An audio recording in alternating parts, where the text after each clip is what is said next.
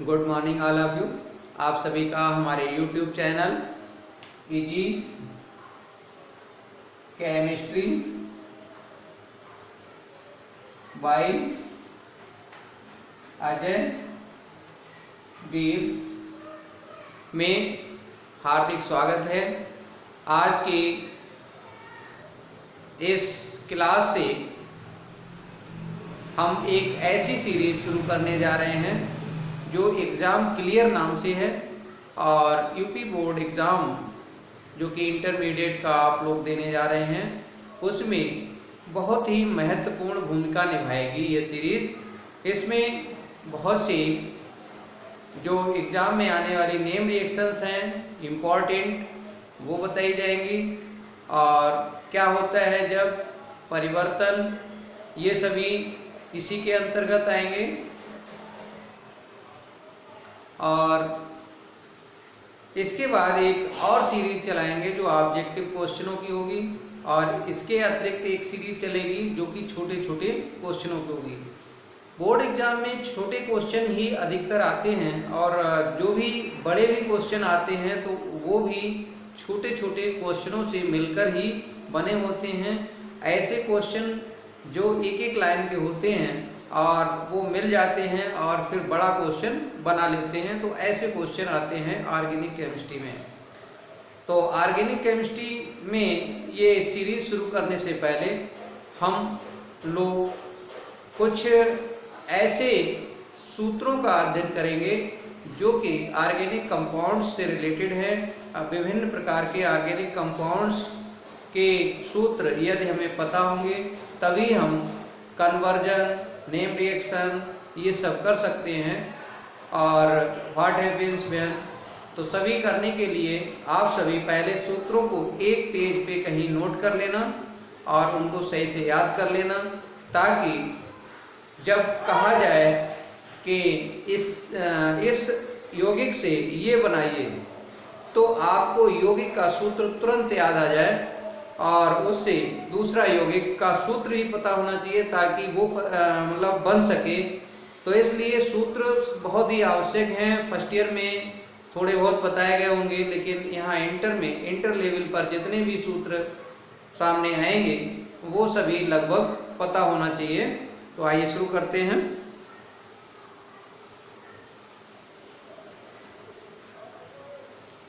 तो सबसे पहले हेलो एल्केन, हेलो एरिन से रिलेटेड सूत्र समझ लीजिए।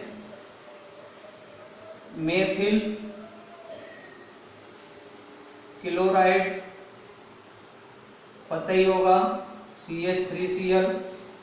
Ethyl chloride C2H5Cl। Chloroform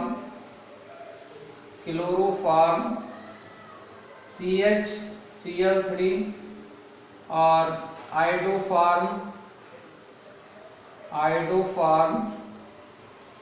CHI3।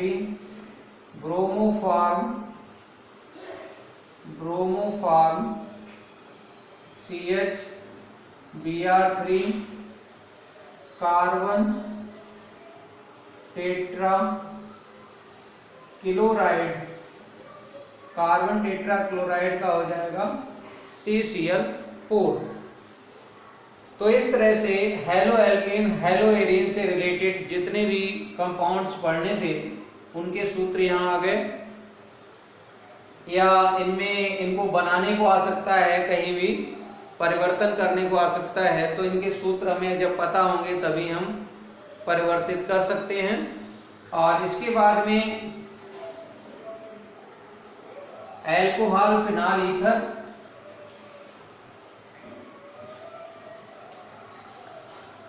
तो एल्कोहल फिनॉल ईथर में देख लीजिए मेथिल एल्कोहल, मिथाइल एल्कोहल और मेथेनॉल।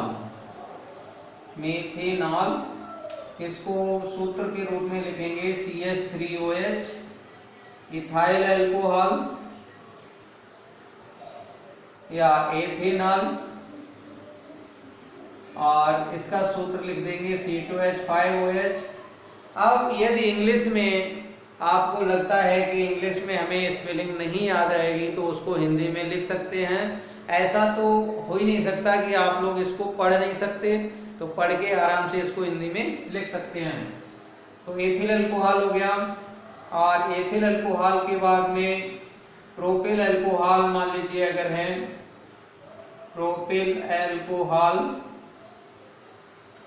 तो या इसे कहेंगे प्रोपेनॉल। प्रोपेनॉल, अब प्रोपिल अल्कोहल 3 तरह का है, तो मतलब दो तरह का हो सकता है, प्राइमरी और सेकेंडरी। तो एक तो प्रोपेनॉल हो गया, propane one ol, propane one ol, तो प्रोपेन वन ऑल हो गया, और propane two ol, propane two ol, E हट जाएगा, टू ऑल है। तो इसका सूत्र है CH3CH2CH2OH और CH3CHOH और CH3। तो ये है प्रोपेन टू ऑल, ये है प्रोपेन वन ऑल। इसके बाद में आते हैं, इनको उधर से दिख रहा होगा, और इसके बाद में आप ये समझ लीजिए कि अल्कोहल तो हो ही गया, इसके बाद में फिनॉल। अब देखिए फिनॉल,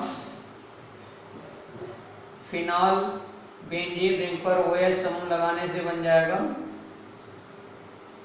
इसको हम इस तरह से भी लिख सकते हैं, C6H5OH, ये है फिनॉल। और फिनॉल के बाद में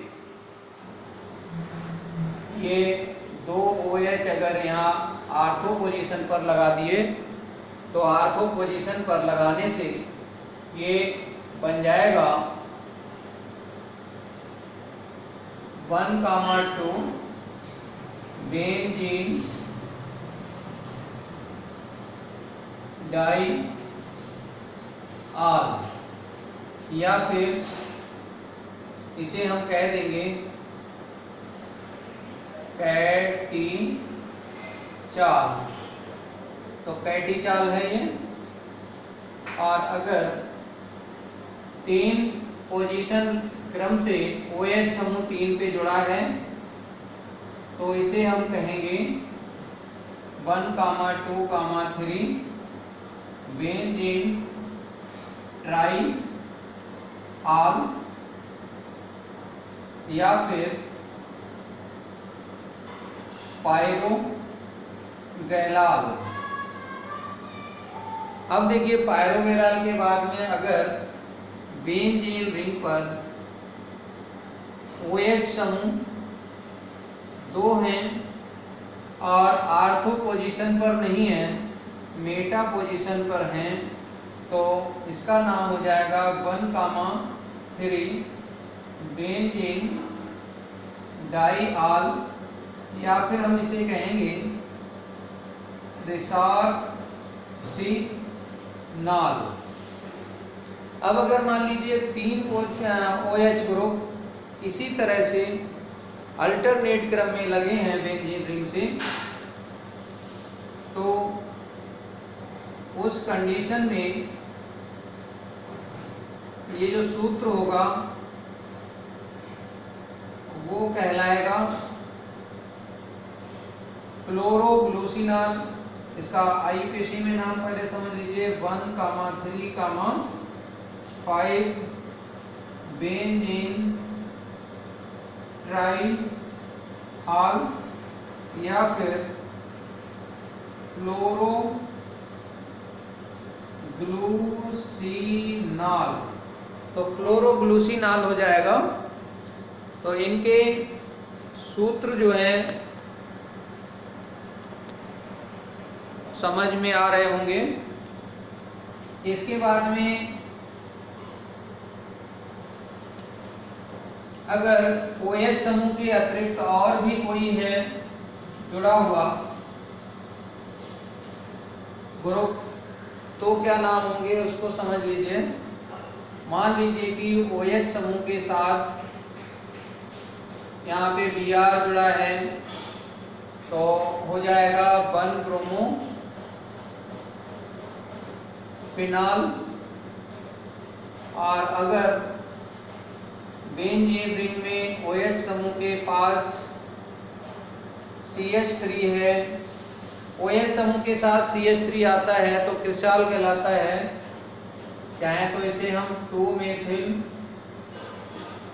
क्रिस्टल कहें, क्रिस्टल, या फिर आर्थो क्रिस्टल कह दें, आर्थो क्रिस्टल। आर्थो पोजीशन पर OH और CH3 होंगे तो आर्थो क्रिस्टल, मेटा पोजीशन पे होंगे तो मेटा क्रिस्टल, और अगर पैरा पोजीशन पे होंगे तो फिर पैरा क्रिस्टल होगा। इसी तरह से समझ लीजिए OH यहाँ है और CH3 अगर यहाँ है तो ये हो जाएगा 3 मिथाइल क्रिस्टल, और इसे हम कहेंगे या फिर मेटा क्रिस्टल। इसी की तरह अगर OH यहाँ है और CH3 यहाँ है तो हम इसे 4 मिथाइल क्रिस्टल कहेंगे, और अथवा में इसे पैरा क्रिस्टल कहेंगे। तो दो इनके नाम हो गए, ये पैरा क्रिस्टल हो गया। इसी तरह से अगर OH समूह के साथ NO2 ग्रुप है तब फिनॉल का नाम क्या होगा, इसको समझ लीजिए। ये फिनॉल है और इसका नाम जो है, इसके साथ NO2 एक यहाँ जुड़ा है, एक यहाँ जुड़ा है, एक NO2 यहाँ जुड़ा है, तो ये हो जाएगा 2,4,6 ट्राई नाइट्रो फिनॉल, या फिर हम इसे कहेंगे पिक्रिक एसिड। ये एसिड एक ऐसा एसिड है, ऐसा ऑर्गेनिक एसिड है जिसमें COOH समूह नहीं होता। बाकी जितने भी कार्बोक्सिलिक एसिड हैं उनमें COOH समूह होता ही है, ऑर्गेनिक एसिड में होता ही है। लेकिन यहाँ पर ये एसिड क्यों कहलाता है, क्योंकि NO2 डीएक्टिवेटिंग ग्रुप है। तो ये जो है इस ऑक्सीजन पर इन तीनों NO2 ग्रुप लगे होने के कारण ऑक्सीजन पर हल्का सा प्लस चार्ज आ जाता है। प्लस चार्ज आने से ये बॉन्ड के इलेक्ट्रॉन इसकी तरफ आकर्षित होते हैं, जिसके कारण H+ आयन के रूप में हाइड्रोजन निकल जाता है और ये एसिड होता है, एसिड कहलाता है, एसिड के रूप में कार्य करता है।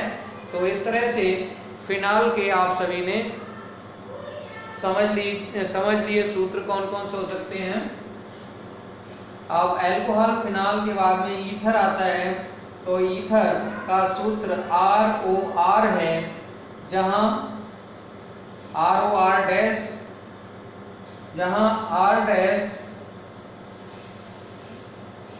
बराबर भी हो सकता है, बराबर R, या R dash is not equal to R। R dash R के बराबर भी हो सकता है और बराबर नहीं भी हो सकता है। R का मान where R is equal to CH3 C2H5 C3H7, ये है ईथर का सूत्र। और ईथर को इस तरह से लिखते हैं। अब अगर CH3R की जगह पे है तो फिर ये बन जाएगा डाईमेथिल ईथर, डाईमेथिल ईथर, या फिर इसका IUPAC में नाम हो जाएगा मिथॉक्सी मेथेन। इसी तरह से CH3 CH2OCH3, इसका नाम हो जाएगा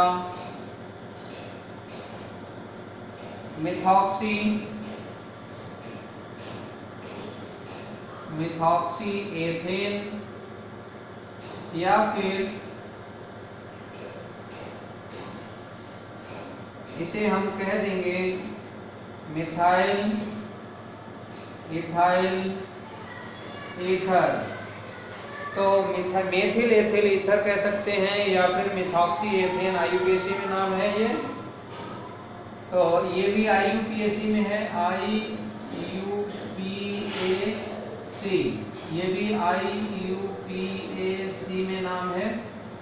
इसी तरह से अगर C2H5OC2H5, दोनों तरफ C2H5 है, जैसे ये C2H5 है वैसे ही ये C2H5 है, इसको हमने इकट्ठा करके रख दिया है, तो दोनों तरफ C2H5 है, तो हम इसका नाम देंगे, देखिए, डाई एथिल ईथर, या फिर इथॉक्सी एथेन। तो इस तरह से IUPAC इसके नाम हमने अपने बता दिए। बाकी IUPAC में नाम आप सभी लोग जब चैप्टर कंप्लीट होंगे, ये चैप्टरों में सब के बता दिए जाएंगे, और बता दिए होंगे, कुछ के कंप्लीट हो चुके हैं। तो इस तरह से सूत्र सभी के याद करते जाइए और आगे जो है बढ़ेंगे। तो आगे का सूत्र देखिए, अल्कोहल फिनॉल ईथर और हेलो एल्केन हेलो एरीन के सूत्र हमने बता दिए। इसके बाद में आते हैं एल्डिहाइड, कीटोन और कार्बोक्सिलिक एसिड। एल्डिहाइड होता है एल्डिहाइड, तो एल्डिहाइड होता है RCHO, where R H, R अथवा R बराबर नहीं है H के,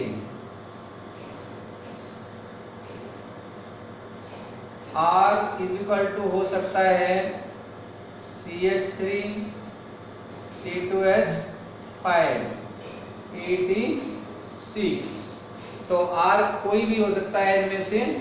अगर CH3 है और अगर H की जगह R की जगह पे H रखते हैं तो HCHO, इसे हम कहेंगे फॉर्मल्डिहाइड, और इसका नाम हो जाएगा मेथेनल। तो मेथेनल इसे हम कह सकते हैं। और CH3CHO, इसका नाम हो जाएगा एसिटल्डिहाइड,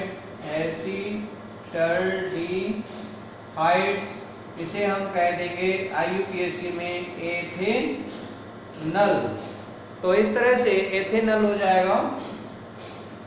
और मेथेनल एथेनल के बाद में अब आते हैं कीटोन पे। तो कीटोन क्या होता है, RCOR',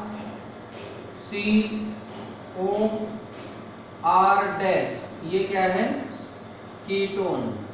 तो कीटोन को इस तरह से रिप्रेजेंट करते हैं, where R CH3 C2H5 ETC, और R'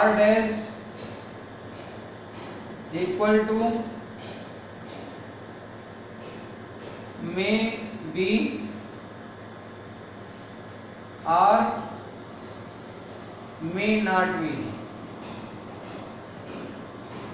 यानी R' हो सकता है या नहीं हो सकता है, इक्वल टू R। तो R' R के बराबर हो सकता है और नहीं भी हो सकता है। तो R बराबर जो है, अगर हो सकता है तो R' के मान की जगह पे भी ये लिख सकते हैं, और R' भी इन्हीं के बराबर हो सकता है, C2H5 ETC। अगर मान लीजिए CH3 यहाँ पे लिखा है, CH3 यहाँ पे लिखा है और यहाँ पे इस तरह से बना है, तो ये हो जाएगा एसीटोन और इसको हम कहेंगे डाई मेथिल कीटोन अथवा डाईमेथिल कीटोन। ये हो गया, एसीटोन को डाईमेथिल कीटोन भी कह देंगे। और इसके बाद में अगर इस टाइप से है CH3 C double bond O C2H5 या CH3 CH4 CH2 CH3, तो ये हो जाएगा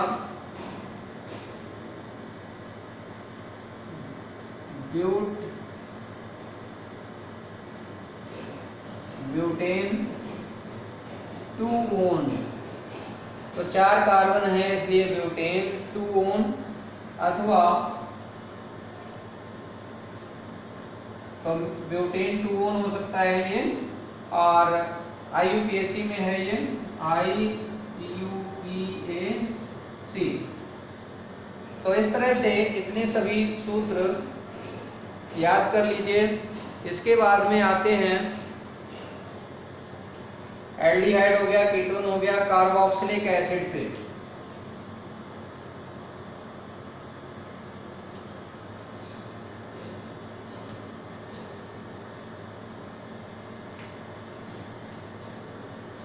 कार्बोक्सिलिक एसिड, तो कार्बोक्सिलिक एसिड RCOOH होता है, where R is equal to H CH3 या फिर C2H5। तो ये जो है इनमें से कोई हो सकता है। अगर R की जगह पे हम लोग H रखेंगे तो HCOOH हो जाएगा और इसका नाम हो जाएगा फॉर्मिक एसिड।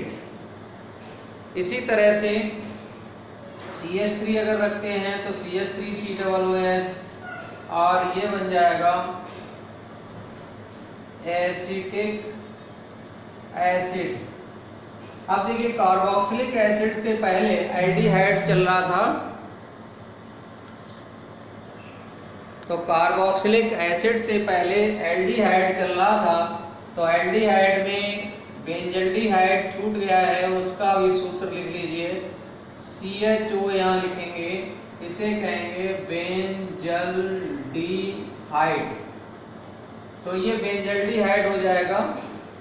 इसके बाद में एसिटिक एसिड ये हो गया। एसिटिक एसिड के बाद में ये ऑक्जेलिक एसिड हो गया 2H2O। ये जो है ऑक्जेलिक एसिड है, ऑक्जेलिक एसिड। ऑक्जेलिक एसिड फिर बेंजोइक एसिड ले लो, यहाँ पे डबल वाला एक सक्सीनिक एसिड ले सकते हो, CH2 CH2 COOH, ये हो गया सक्सीनिक एसिड। और इसी तरह से CH double bond CH COOH, इसे हम कहेंगे मैलेइक और फ्यूमेरिक एसिड। ये डिपेंड करता है कि हाइड्रोजन इस साइड में अगर है ऊपर वाले कार्बन पे और दूसरी साइड में COOH है। हाइड्रोजन अगर यहाँ पे है और COOH इधर है, इधर COOH है, उधर H है, तो फ्यूमेरिक एसिड हो जाएगा। दोनों हाइड्रोजन अगर एक साइड में है, दोनों COOH दूसरे साइड में है, तो मैलेइक एसिड हो जाएगा। तो इस तरह से ये कार्बोक्सिलिक एसिड हैं। और इसी तरह से बेंजोइक एसिड समझ लीजिए,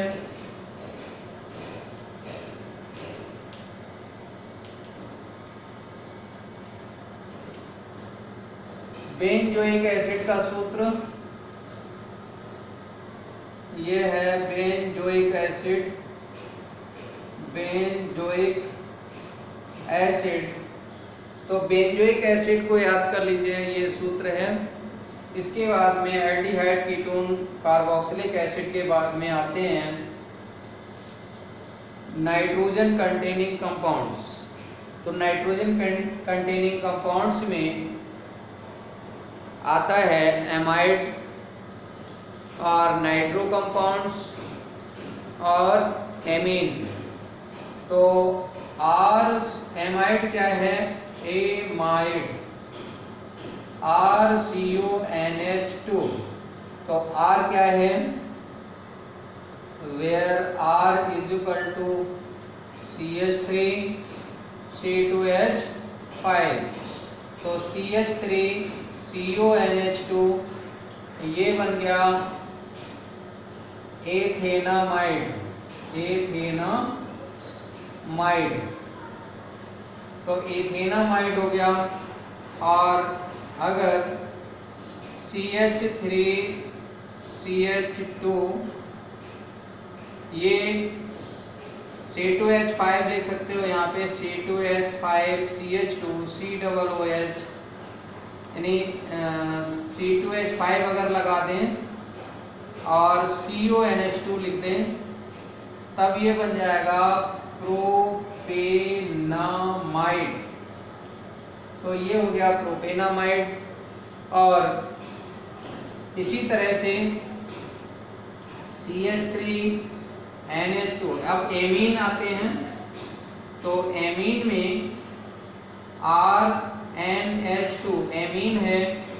तो where R is equal to CH3 या फिर C2H5।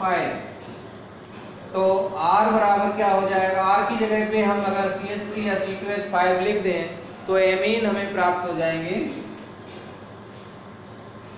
तो एमीन को हम ऊपर लिखते हैं, नीचे हो सकता है दिखाई ना दें।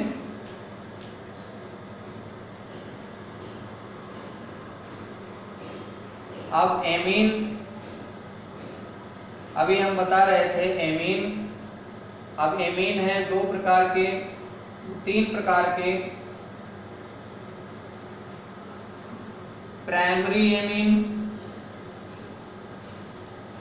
सेकेंडरी एमीन और टर्सरी एमीन। ये हमने एक के ऊपर 0, 2 के ऊपर 0, 3 के ऊपर 0 लिख दिया है। तो प्राइमरी एमीन, सेकेंडरी एमीन और टर्सरी एमीन। प्राइमरी एमीन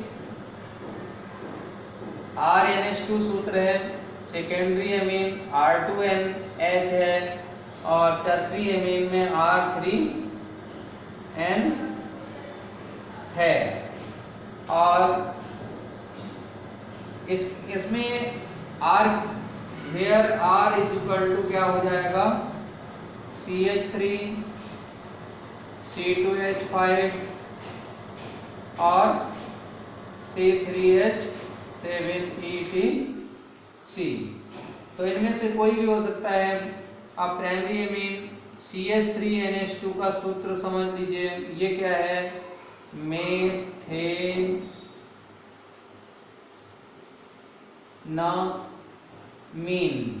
इसका नाम है मेथेनामीन। C2H5NH2 का नाम है एथेनामीन और C3H7NH2 तो प्रोपेनामीन है। अब इसी के बाद सेकेंडरी एमीन और टर्सरी एमीन समझ लीजिए। R का मान हमने लिख ही दिया।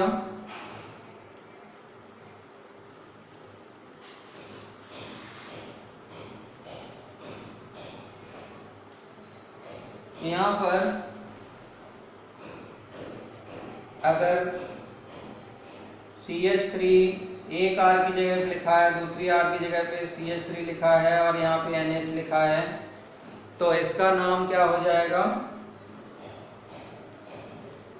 N मिथाइल एन से देखिए मिथाइल ग्रुप जुड़ा है तो एन मिथाइल मेथेनामीन।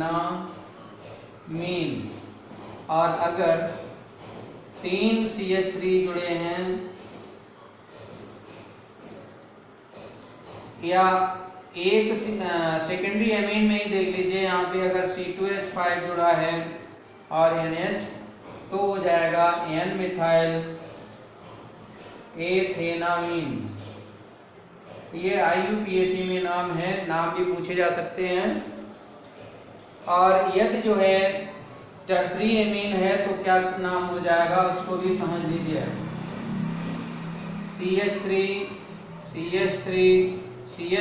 3 CH3 हैं तो इसका नाम हो जाएगा N, N डाई मिथाइल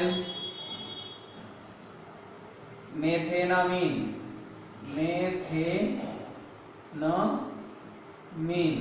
तो NN डाई मिथाइल मेथेनामीन हो गया।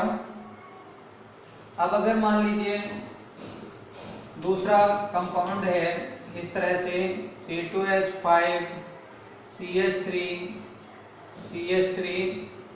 और यहाँ पे N है तो हम यहाँ लिख सकते हैं N, N डाई मिथाइल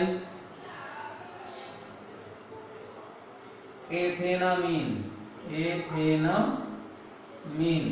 तो इस तरह से आप सभी ने इस क्लास में ऑर्गेनिक के लगभग सभी सूत्र पढ़े और यदि इनको कॉपी बनाकर उसके ऊपर नोट कर लेंगे और फिर रिएक्शनें करेंगे तो रिएक्शनें सब समझ में आती चली जाएंगी। और ये ज़रूर करना है क्योंकि अगर ये नोट हो जाएगा तो जिस समय जो कुछ पूछा जाएगा बोर्ड एग्जाम में वो तुरंत का तुरंत हमारे दिमाग में आ जाएगा कि क्या किस चीज़ से हमें क्या बनाना है और कैसे बनाना है वो आगे बताएंगे। तो किस चीज़ से हमें क्या बनाना है दोनों के सूत्र यानी रिएक्टेंट और प्रोडक्ट दोनों के सूत्र हमें पता होंगे तो बहुत आराम से बन जाएगा इजी वे में। तो आप सभी चैनल को सब्सक्राइब कर लें, बेल आइकन को प्रेस कर दें ताकि लेटेस्ट वीडियो की नोटिफिकेशन आप सभी को मिलती रहे। और नई सीरीज का इंतज़ार करिए, बहुत जल्द आने वाली है और जिसका नाम है एग्ज़ाम क्लियर। That's all.